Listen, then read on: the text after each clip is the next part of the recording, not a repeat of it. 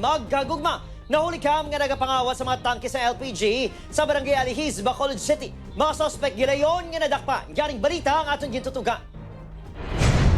Kasubo nga naga-date ang babae kag lalaki sa naglabay sa dalan sakop sa Barangay Alihis, Bacolod City.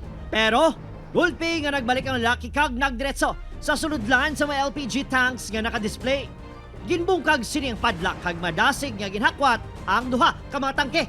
Abi sa budlayan sa kabugaat sa matangke nagtabok ini gihapon kag gindala sa babayi ang kinawatan. Doon pero saya lang ang lakay dugay na gitang lakplaw. Sa dugayon guro da pero sayang ang laka mo nga nabuksan niya. O na sila tayo sa gwardiya nga tingala ko na nagbukas ko ng pertahan.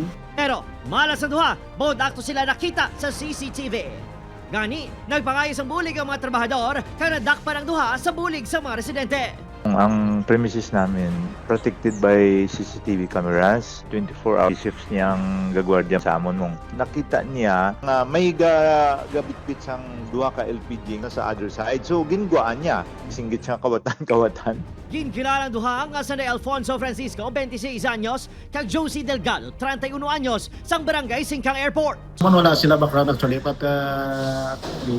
pangawat din na ilang trip. Yes, doon nag-ano na sila nga daw sightseeing, nakata sa boyfriend, girlfriend, and then nakita sila siguro sa opportunity.